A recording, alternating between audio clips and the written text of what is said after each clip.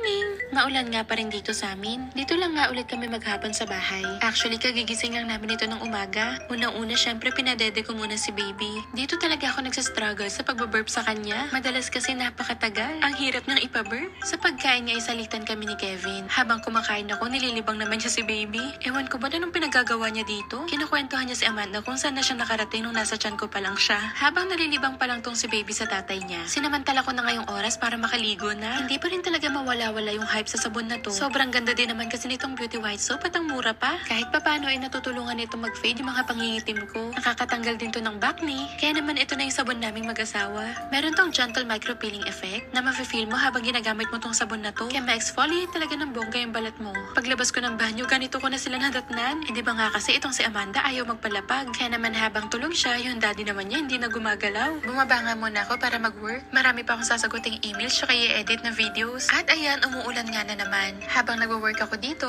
isasabay ko na rin yung pagpapump. Kada 3 to 4 hours nga ako nagpapump. Maliban pa dun yung pagdede ni baby sa akin. Nang sa ganun, tuloy-tuloy lang yung gatas ko. Pangalawang pump ko na to ngayong araw. After kasi dumede sa akin ni baby kanina, nagpump na rin ako. 20 minutes nga lang kada pump. Tapos ganito kadami na iipon ko. Actually, hindi siya pare-pareho. May panahon nakakaunti lang. Minsan madami. Ang importante, meron ako nakukuha. Kailangan ko kasi mag-ipon ng mag-ipon. Dahil isang buwan na nga lang, kailangan ko nang mag-work ulit. Marami ng trabaho naghihintay. Eh syempre, hindi ko naman siya masasama palagi. Halos araw-araw din ako umiinom nitong Sakura Healthy Milk Tea. Bukod sa pag-ulam ko ng mga masasabaw, malunggay capsules, ito pa yung isa kong iniinom para mapadami yung gatas ko. Napakasarap na nga, may benefits pa. Pagkatapos sa isang oras at mahigit, ayan nga at bumaba na yung mag-ama. Padededein na kasi ni Kevin si Amanda. Hindi pa kasi ako makapag-breastfeed yan ulit dahil may susunod pa akong meeting. Anyway, ayun lang naman. Konting update lang sa araw-araw namin. Sa susunod ulit. Bye!